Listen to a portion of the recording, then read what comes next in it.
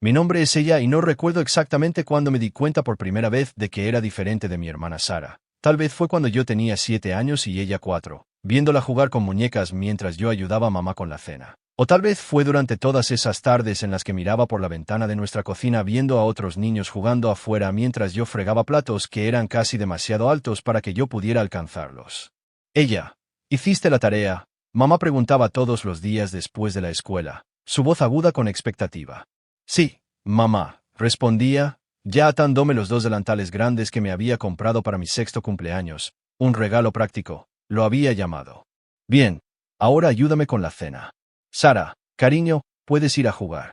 Sara se iba saltando, sus coletas oscuras rebotando, mientras yo me ponía de puntillas para alcanzar el mostrador. Incluso a los 7 años, sabía que era mejor no quejarme. Ella es pequeña, decía mamá cada vez que lo intentaba. Tú eres la hermana mayor, necesitas ayudar. Papá no era diferente, llegaba a casa del trabajo, le revolvía el cabello a Sara mientras ella le mostraba su último dibujo, generalmente hecho durante el tiempo de la tarea, y luego se volvía hacia mí con esa mirada que conocía demasiado bien. ¿Cómo están tus calificaciones hoy? Ella. No, ¿cómo estuvo tu día? Oh, ¿qué aprendiste? Solo calificaciones, siempre calificaciones. Todas A, papá, decía, y él asentía como si eso fuera lo mínimo que esperaba, porque lo era. Nuestra casa no era grande, una modesta casa de 2 pisos en un vecindario de clase media. Mis amigos vivían cerca, pero rara vez los veía afuera de la escuela. Siempre había algo que hacer: platos, lavar la ropa, ayudar a Sara con su tarea, aunque rara vez prestaba atención, o estudiar para mantener esas calificaciones perfectas. Recuerdo una tarde en particular cuando tenía 10 años. Acababa de ganar el primer lugar en la competencia regional de matemáticas y mis padres estaban radiantes mientras mi maestra me elogiaba. Ha hecho un trabajo increíble criando a ella, señora Peterson, dijo. Su amor por el aprendizaje es extraordinario. Mamá y papá intercambiaron miradas orgullosas. Bueno, siempre la hemos animado a leer, dijo mamá, con la mano en mi hombro. ¿No es así, ella? Quería decirle a la señora Peterson la verdad, que me había quedado despierta hasta tarde estudiando con una linterna porque el día era para las tareas del hogar, que el único estímulo que recibía era la amenaza de decepción si traía a casa algo menos que perfecto. Pero solo sonreí y asentí como la buena hija que se suponía que debía ser.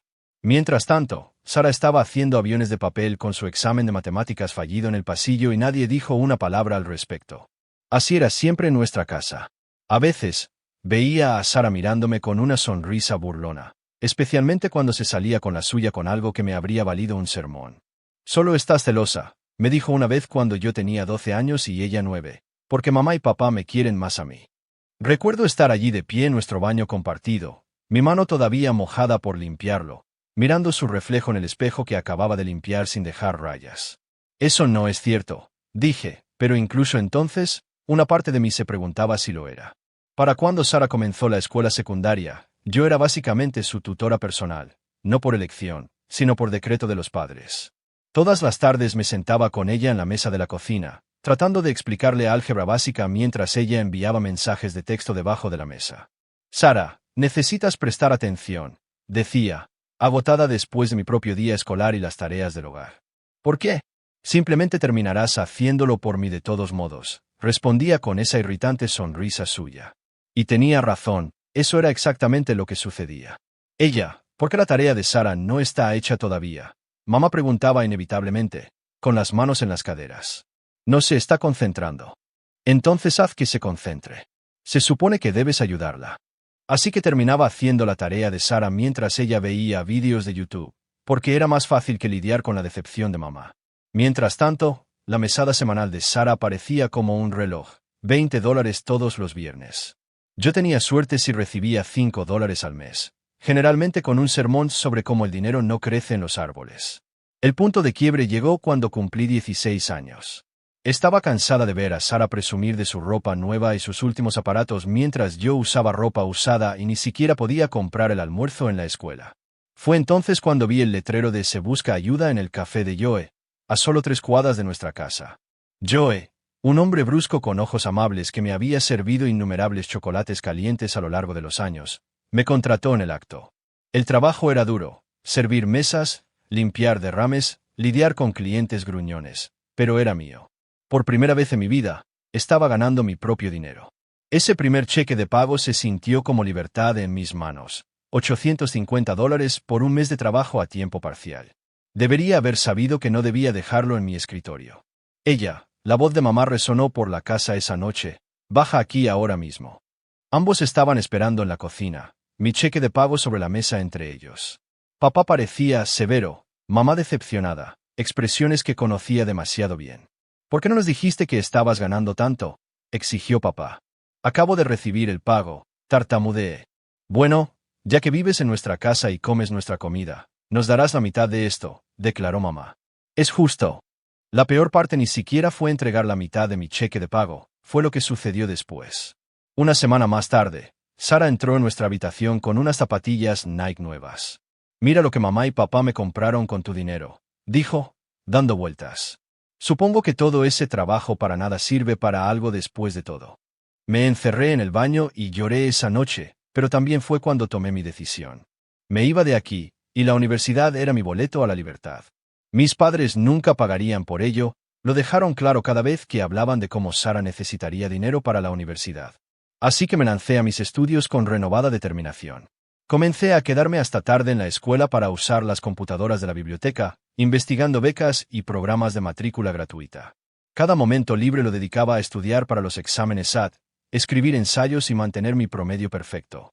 El día de la graduación fue exactamente lo que esperaba. Otra actuación de la familia perfecta, protagonizada por mis padres. Me senté durante la ceremonia con mi toga y birrete azules, viéndolos brillar desde la audiencia mientras el director Roberts me llamaba como la mejor estudiante.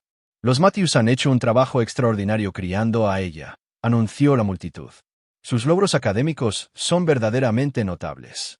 Mamá se secó los ojos con un pañuelo mientras papá se mantenía erguido, con el pecho hinchado de orgullo. Podía verlos absorbiendo los elogios como siempre lo hacían, asintiendo y sonriendo mientras otros padres los felicitaban por su maravillosa crianza.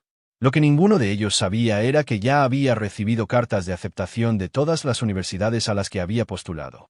Había estado revisando el buzón religiosamente durante semanas, interceptando las cartas antes de que nadie más pudiera verlas. Cada felicitación se sentía como una llave para una puerta que había estado tratando de abrir toda mi vida. Pero la mejor, la que había elegido, era de la Universidad Estatal de Riverside. Beca completa, alojamiento gratuito y un estipendio. Estaba a 4 horas de distancia, en el siguiente estado, lo suficientemente lejos como para no poder volver a casa los fines de semana para ayudar. Todavía no se lo había dicho. Estaba esperando el momento adecuado, que llegó antes de lo que esperaba. En nuestra cena de graduación, mamá había hecho mi pasta favorita, o lo que ella creía que era mi favorita. Nunca me había preguntado realmente, y todos estábamos sentados alrededor de la mesa del comedor. Entonces, dijo mamá, sirviéndose otra porción, ¿has pensado en lo que vas a hacer ahora? Abrí la boca para contarles sobre Riverside, pero antes de que pudiera decir una palabra, mamá continuó con una sonrisa brillante. Estaba hablando con Joe en el café ayer, dijo que estaría feliz de contratarte a tiempo completo. ¿No sería maravilloso? Podrías ganar mucho más y realmente ayudar con los gastos familiares. Respire Hondo. Me aceptaron en la universidad, con beca completa, en la estatal de Riverside. Empiezo en otoño. El silencio que siguió fue ensordecedor. El tenedor de mamá tintineó contra su plato. La cara de papá se volvió de un tono alarmante de rojo. ¿Universidad? La voz de mamá era aguda. ¿En otro estado? ¿Pero qué hay de tu familia? ¿Qué hay de ayudar a tu hermana? He estado ayudando a mi hermana toda mi vida, dije en voz baja. Esto es algo que necesito hacer por mí misma. Papá se puso de pie tan abruptamente que su silla raspó contra el suelo. Sin decir una palabra, salió de la habitación, cerrando la puerta de golpe detrás de él. Mira lo que has hecho, siseó mamá. Sara simplemente se sentó allí con una ligera sonrisa, probablemente ya calculando cómo conseguir mi habitación cuando me fuera. Ese último verano en casa fue como vivir con fantasmas. Iba a trabajar al café, volvía a casa, entregaba la mitad de mi cheque de pago y me retiraba a mi habitación. Mamá y papá apenas me hablaban, solo intercambios fríos y necesarios sobre facturas o cenas. Aceptaban el dinero que tomaban de mis cheques de pago sin una palabra de agradecimiento. Cuando llegó agosto, empaqué mis maletas sola. Sin despedidas entre lágrimas, sin fotos familiares en el porche delantero, sin papá cargando el auto como vi que otros estudiantes tenían. Solo yo, mis 2 maletas y un boleto de autobús a la estatal de Riverside. Me voy ahora, anuncié esa mañana, de pie en la puerta de la cocina. Mamá siguió lavando los platos, dándome la espalda. Papá hojeó su periódico. Sara ni siquiera levantó la vista de su teléfono. Está bien, dijo mamá, como si le hubiera dicho que iba a la tienda de comestibles. El viaje en autobús a la universidad fue de 4 horas de puro alivio. Con cada milla me sentía más ligera, más libre. Mi dormitorio era pequeño pero limpio, y mi compañera de cuarto, Jenny, se convirtió en la hermana que siempre había deseado, comprensiva, amable, interesada en mi vida. Me lancé a mis clases de finanzas, amando cada minuto de aprender sobre estrategias de inversión y análisis de mercado. Mis profesores elogiaron mi ética de trabajo y, por una vez, no había nadie alrededor para atribuirse el mérito. Las raras llamadas a casa siempre seguían el mismo patrón. Sara está pensando en convertirse en modelo, decía mamá, sin preguntar cómo estaba yo. Solo está esperando la oportunidad adecuada, agregaba papá, ignorando mis intentos de compartir mis propios logros. En mi 3er año, Sara se graduó de la escuela secundaria. Mamá llamó específicamente para contármelo, aunque no porque quisieran que estuviera en la ceremonia. Sara se está tomando un tiempo para decidir qué hacer, explicó mamá. Sus calificaciones no eran del todo para la universidad, pero le dijimos que no se preocupara por eso. El trabajo adecuado llegará. Pensé en cómo me habían presionado para trabajar a los 16, cómo se habían llevado la mitad de mis ganancias, cómo habían combatido mis sueños universitarios. ¿Qué está haciendo mientras tanto?, pregunté. Oh, solo está explorando sus opciones, dijo mamá alegremente. No queremos que se apresure a hacer algo que no le apasione. Me gradué con honores. Mi nombre encabezaba la lista del decano. La familia de Jenny me aplaudió en la graduación, ya que la mía no vino. 2 semanas después, volví a mi ciudad natal para comenzar como analista financiera junior en Reynolds and Associates. Mi salario inicial era mayor que el que ganaban mis padres juntos. Por primera vez, podía pagar mi propio apartamento. Sentí que finalmente podía respirar. Pero tan pronto como se corrió la voz sobre mi trabajo, comenzaron las invitaciones a cenar. Debes estar yendo bien, decía papá, mirando mi ropa profesional. Estamos muy orgullosos, agregaba mamá, antes de lanzarse a otra historia sobre la última entrevista de trabajo de Sara o la posibilidad de ser modelo. Sara se sentaba frente a mí en estas cenas, todavía pegada a su teléfono, todavía buscando la oportunidad adecuada. A los 19 años, no había trabajado ni un día en su vida, pero de alguna manera eso estaba bien. Yo era a quien miraban con ojos expectantes, dejando caer indirectas sobre las facturas y las reparaciones del hogar. Los impuestos a la propiedad han subido mucho, suspiraba mamá. Es difícil llegar a fin de mes, agregaba papá. Así que comencé a darles dinero, $500 aquí, $1,000 allá. Pero sus indirectas seguían llegando, sus expectativas crecían con cada depósito que hacía. Cuanto más daba, más parecían esperar, como si estuviera compensando el crimen de irme, de construir mi propia vida. El día que me ascendieron a analista financiera senior, cometí el error de mencionárselo a mamá durante nuestra llamada semanal. En cuestión de horas, había planeado una cena de celebración en su casa. Estamos tan orgullosos de ti, cariño, dijo mamá, pero su voz tenía ese tono particular que conocía demasiado bien. Es maravilloso que te vaya tan bien, especialmente porque las cosas han sido tan difíciles aquí. Justo a tiempo, papá suspiró pesadamente. La empresa está haciendo recortes de nuevo. Han reducido mis horas. Y estas facturas, agregó mamá, sacando un papel arrugado de su bolsillo. Sus ojos ya se estaban llenando de lágrimas.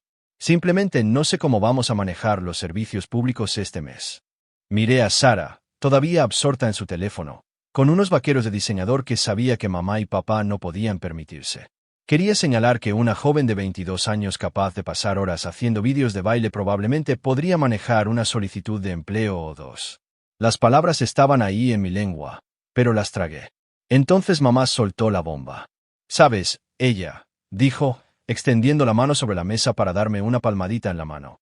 «Hemos estado pensando. Gastas mucho en ese apartamento tuyo. ¿Por qué no vuelves a casa? Podrías ahorrar dinero y podríamos ayudarnos mutuamente». Sentí que tenía 16 años otra vez, viendo mi dinero duramente ganado desaparecer en sus bolsillos. La idea de renunciar a mi pacífico apartamento, a mi independencia, a mi espacio, me revolvió el estómago. Pero cuando abrí la boca para negarme, vi las miradas familiares que inducían culpa en sus rostros. «Está bien», me oí decir, y vi sus rostros iluminarse de alegría. Una semana después, estaba de vuelta en la habitación de mi infancia. La habitación se sentía más pequeña de lo que recordaba, o tal vez yo simplemente había crecido demasiado para ella. Expuse mis condiciones rápidamente. Ayudaré con las facturas y los comestibles, pero no cocinaré ni limpiaré. Ya hice suficiente de eso cuando era niña. Mamá estuvo de acuerdo inmediatamente, demasiado rápido en realidad. No fue hasta que escuché el grito indignado de Sara al día siguiente que entendí por qué. ¿Qué quieres decir con que tengo que limpiar?, gimió. Ni siquiera sé cómo usar la aspiradora. Bueno, es hora de que aprendas, dijo mamá en un tono mucho más suave del que jamás había usado conmigo sobre las tareas del hogar. Ella nos está ayudando financieramente, así que tú puedes ayudar con la casa. Observé desde la puerta mientras Sara pisoteaba con la aspiradora, apenas tocando la alfombra, murmurando en voz baja sobre lo injusto que era todo. Más tarde publicaría historias pasivo-agresivas en Instagram sobre trabajo forzado y trato injusto, pero no podía preocuparme. Después de todo, ella todavía vivía de mi dinero, mis pagos de comestibles, mis contribuciones a los servicios públicos, mi equivalente de alquiler que misteriosamente nunca parecía reducir la tensión financiera de mis padres. Lo mínimo que podía hacer era aprender a limpiar un baño. Ella, ¿has notado lo descuidada que se ve la casa?, mencionó mamá casualmente una mañana mientras tomábamos café. La pintura se está despegando. Y ese papel tapiz en la sala de estar. Se unió papá inmediatamente. Los accesorios del baño también están bastante anticuados. Seguro que sería bueno darle a este lugar un lavado de cara. Sabía lo que venía. 3 días y varias indirectas después, finalmente preguntaron directamente si ayudaría con algunas mejoras en el hogar. Por ayudar, por supuesto, querían decir pagar por todo.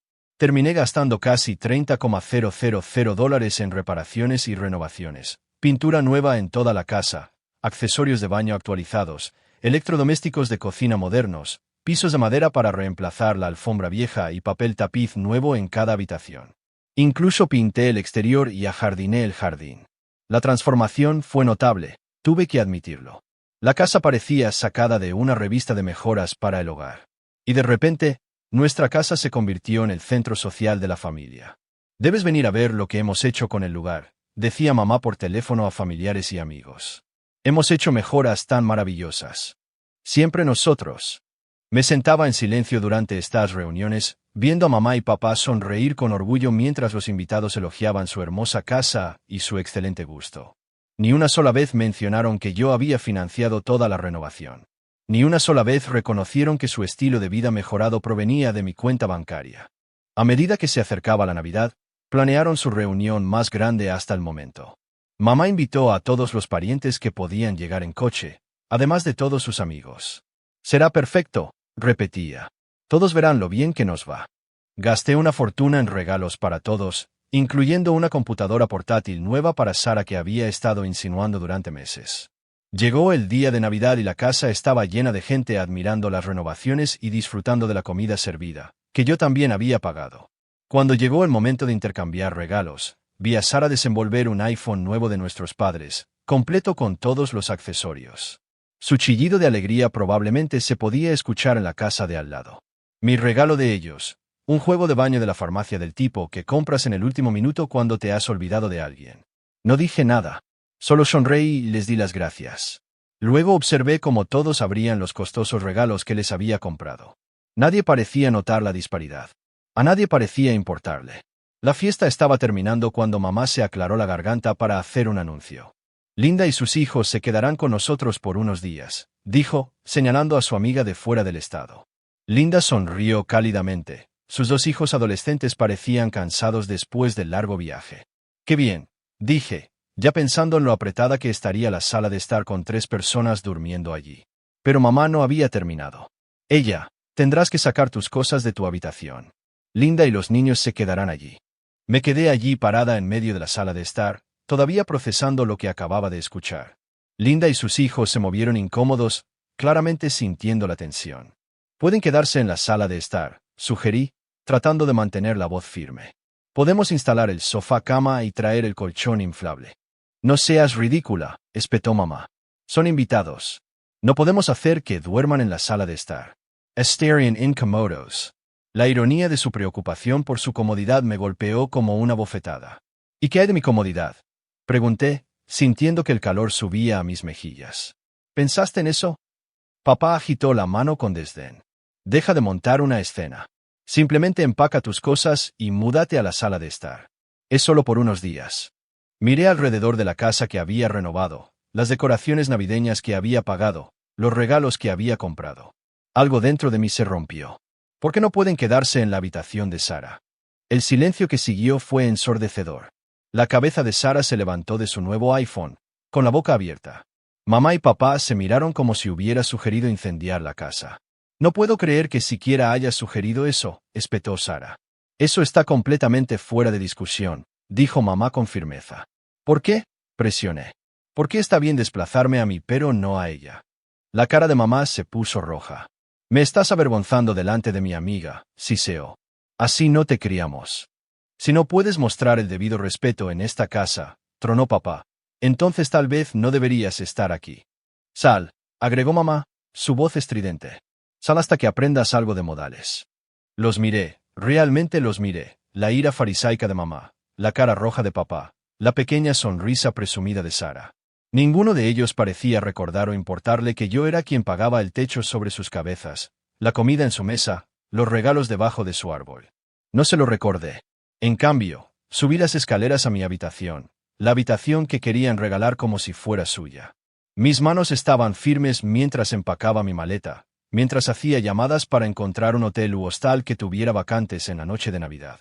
El Paradise Inn, un pequeño hostal en las afueras de la ciudad, tenía una habitación disponible. La reservé inmediatamente. 20 minutos después, bajé esas hermosas escaleras de madera que había pagado, llevando mi maleta. Nadie intentó detenerme. Nadie dijo una palabra. Sara simplemente sonrió con suficiencia y volvió a jugar con su nuevo iPhone. El Paradise Inn no era gran cosa. Una habitación pequeña con una cama llena de bultos y un baño al final del pasillo. Pero se sentía más como un hogar que la casa de mis padres en años. Pasé la Nochevieja allí sola, con comida china para llevar y mi computadora portátil, buscando apartamentos. Encontré un apartamento de una habitación en un complejo moderno al otro lado de la ciudad, lejos del vecindario de mis padres. Mi teléfono zumbaba constantemente esos primeros días, mensajes de texto y llamadas de mis padres y Sara. No leí ni respondí ninguno de ellos. Compré muebles que realmente me gustaban, no solo los que mis padres aprobarían. Pinté las paredes de los colores que elegí. Creé un espacio que era completamente mío. 2 semanas después de mudarme, mamá finalmente me tomó por sorpresa. Respondí mi teléfono sin verificar quién llamaba, un error que no volvería a cometer. Las facturas de los servicios públicos vencen, dijo sin preámbulos, su voz aguda y exigente. Linda y sus hijos se han ido, así que puedes volver. Tu habitación te espera.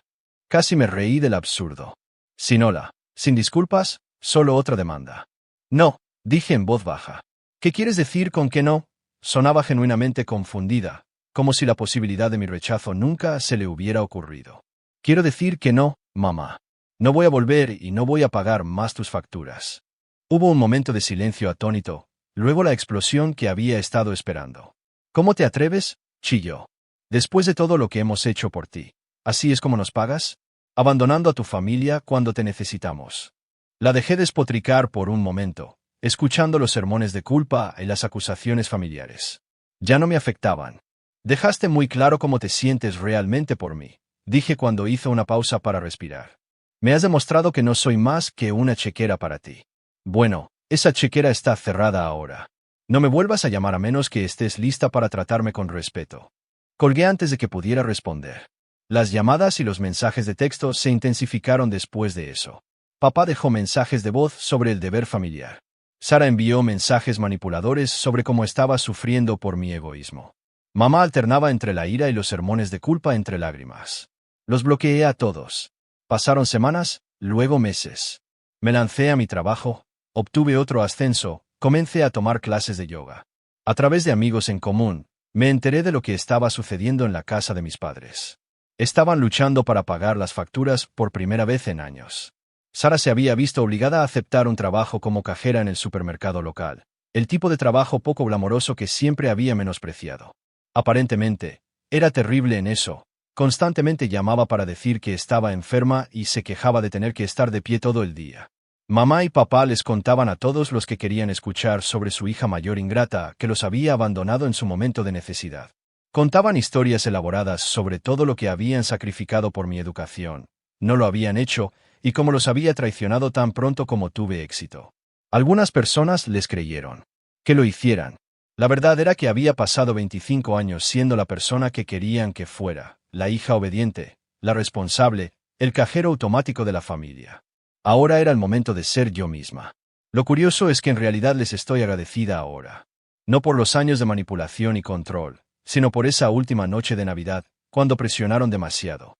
A veces, necesitas perderlo todo para encontrarte a ti misma.